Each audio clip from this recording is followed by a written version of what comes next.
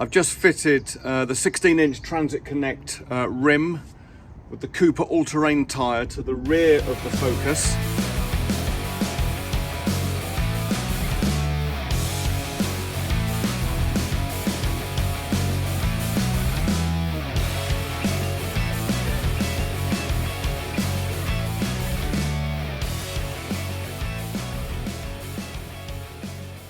So far, so good. Obviously the rear doesn't have to do much. It's just got to, as long as it doesn't foul the bodywork and there's no fouling on the inside, it obviously doesn't have to turn, so no worried about that.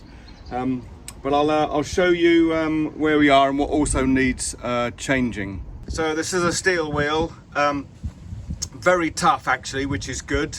We like that. I've just rubbed it down. I'm going to have to put some etch primer on it and probably spray it with a satin black paint, may put some lacquer on top of it, not sure at the moment.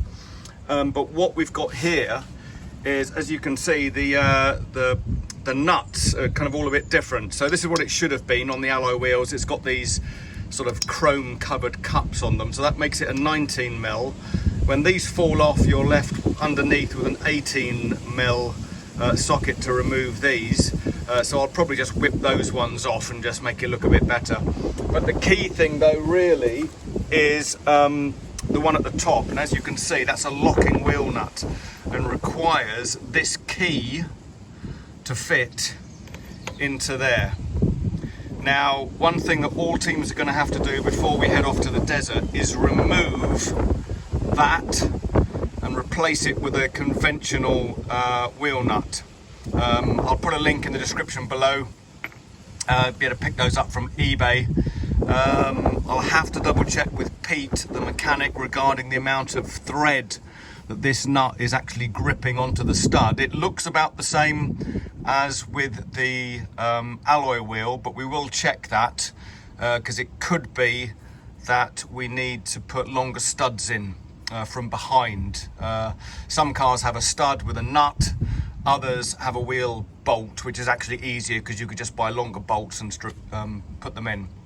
So that's that, but this is definitely got to be replaced because if you lose that, or they are known to fail and slip, that is an absolute bugger of a job trying to get this wheel off if you've got a puncture with that on. So that must be changed to a conventional wheel nut.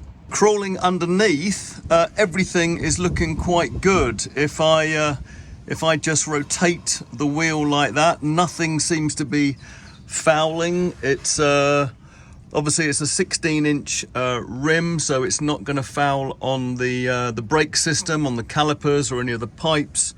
It's not fouling on the bodywork here. This is a little bit close. What do we got there? About 10mm, but it is just sort of this felty plastic stuff, like the inner wheel arch. So that's all right, and it's clear anyway. So if any stones get flicked up, they're going to, fling out behind that. If that was solid, you might end up with stones jamming into here. But yeah, that looks all quite good for the rear, so I'm quite happy with that. Obviously, the car is being lifted off the ground, so I'll let it down. Des has also lent me some rear spring compressors. So basically you put a sort of a cup here and a cup there, and then you screw them together with a rod that goes up through the middle and pop this whole thing out. So we're going to make sure we take one of those kits with us to the desert. Apparently it just makes this whole rear spring issue a lot easier to deal with, rather than trying to unbolt things and pull things apart. So that's with the jack removed, and this is how the wheel will sit in its current standard form. Obviously we haven't raised the suspension yet. That's a job for tomorrow with Pete.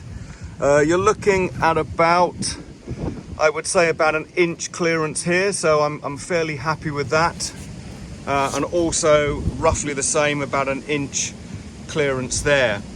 So once this has been the bodywork has been raised a further 30mm, which is inch and a bit, about inch and a quarter. That will give a little bit more clearance at the top there, and fairly happy with that. We could have actually gone a touch bigger. The only problem is though, if you do, it will quite dramatically increase the gearing of the car. It's a 1.8 engine on this model.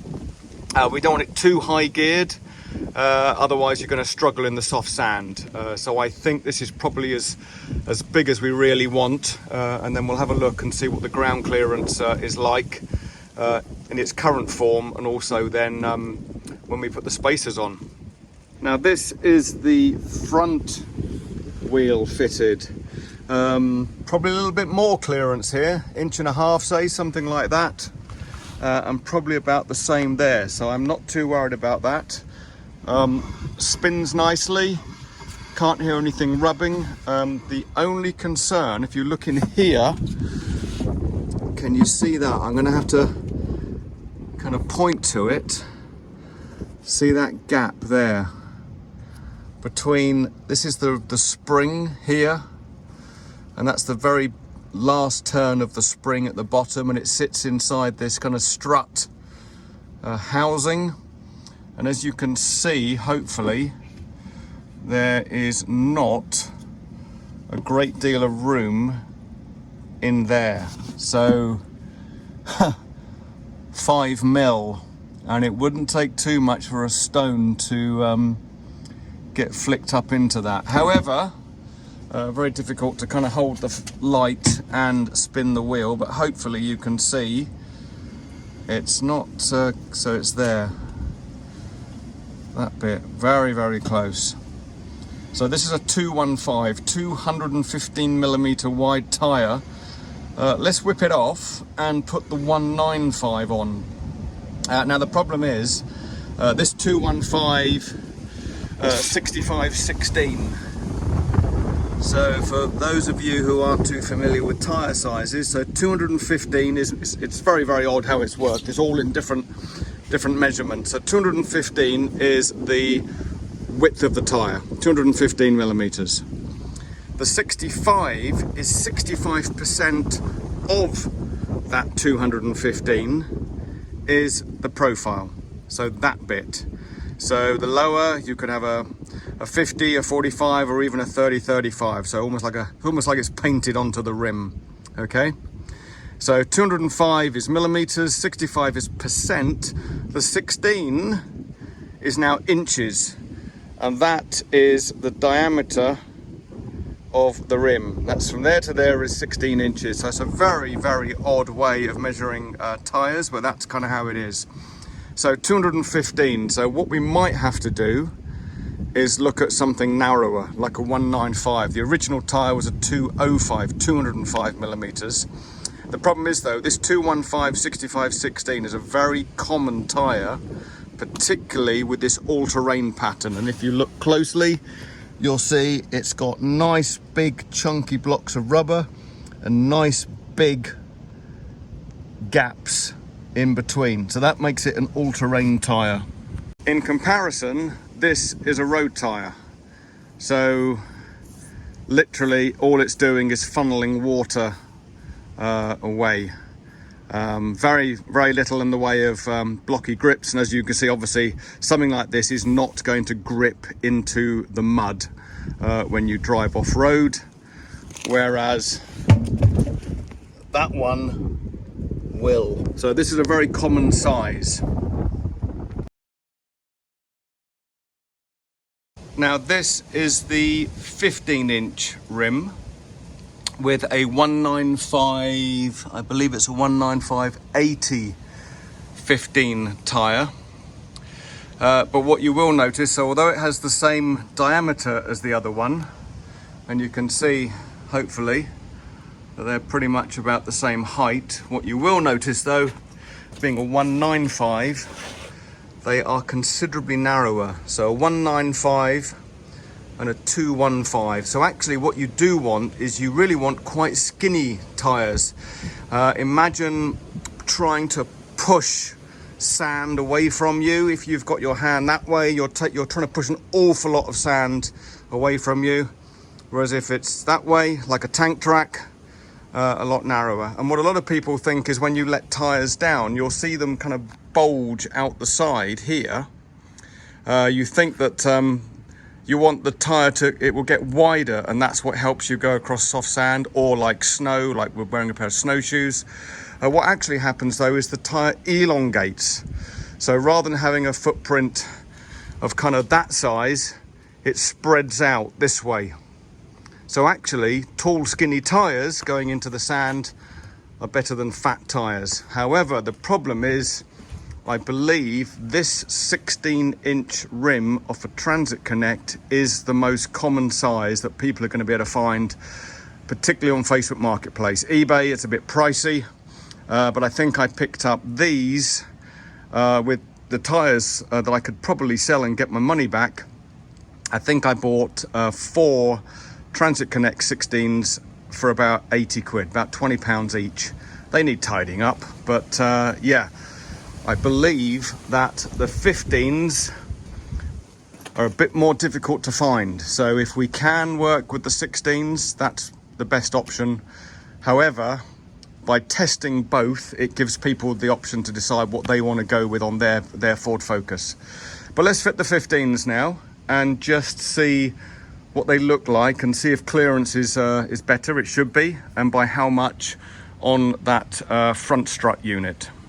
We've come across our first problem. The 15-inch rim does not fit this car. So it's going to be very difficult for me to try and put it on with holding the camera with the other hand, but that's it. So as you can see, it's all kind of skewed. And what's happened is, I haven't got a torch, the caliper, the brake caliper in here, the disc at the back, I don't know if you can see that, probably not. Yeah, there you go, bit of daylight. So the disc at the back is clear by half an inch, 3/4 of an inch. It's the caliper. If I just whip this wheel off, that's sticking out too much. So if I measure across there, I would say 12.5, 12 3/4 inches. Here, across the middle, you got about 12.5 inches. That's not going to work. Here's the original alloy, and you are looking at, I put it across there, you're looking at 13.5, 14, something like that. And here's the 16, because that's a 16-inch alloy, and this is a 16-inch steel. Again, about 14 inches. So that rim will not fit this car. Now, it's probably because this has got the 1.8 litre engine. It's a big turbo diesel engine. So therefore, if you've got a big engine and more power, you need bigger brakes. The 1.6s might have, or might be fitted, or the option to be fitted with a 15-inch rim. So I'm going to have to do some research now. But certainly for this car, that rim will not fit over that hub unit there. A little frustrating, having gone to all the trouble, well, I say I've gone to the trouble, Des and his team have gone to the trouble of fitting the 15 inches onto the tyres, onto the rim, sorry. However, that's what this is all about. It's for us to do all the research. We work out what needs to be done and how to do it, where to get the parts. Makes life a lot easier for the teams. What we don't want to do is get them to have to do all this and then find out themselves, damn, gone to all that trouble and expense, damn, things don't fit. So what I've got to do now is, for this particular model, is figure out if there are other narrower tyre sizes that are common and with an all-terrain pattern. Now, one of the things you have with an all-terrain tyre is not only does it have bigger blocks of rubber and bigger gaps in them to sort of bite into the dirt, they have stronger sidewalls. And the sidewall is this part of the tyre here, which you can see.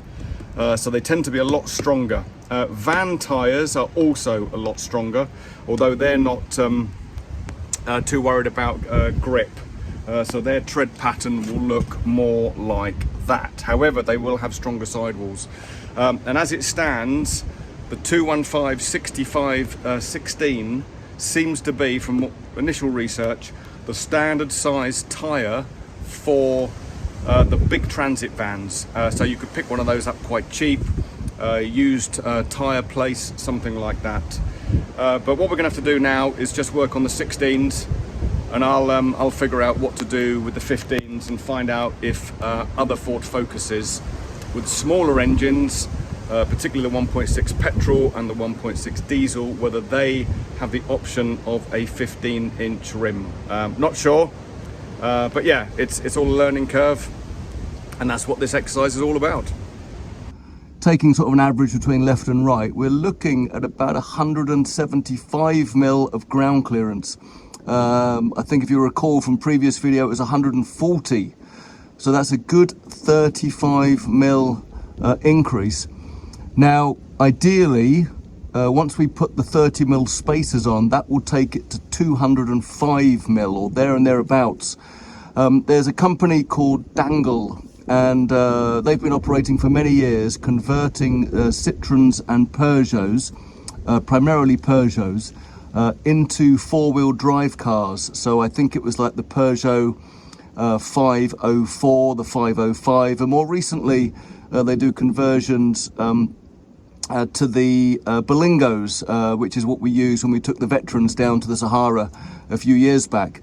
Now, they've all got, certainly on the Berlingos, they've got a ground clearance of 200 millimeters, so 8 inches, which seems to be about the optimum when it comes to tackling off-road conditions. So that's wheels and tyres for you. Obviously, there's a little bit more to consider regarding, can we get a narrower tyre that's common and an all-terrain? I'll do some research and come back to you on that one. And also the 15s, were they an option on the basic spec Focuses? This is a Z-Tech model. I think that's a mid-level trim. I believe titanium was the top end, and I'm not quite sure what was the lower end, but maybe because, like I say, the big engine, big brakes. Right, I'll report back with more when Pete comes tomorrow and we start messing around with the suspension spacers. Cheers for now.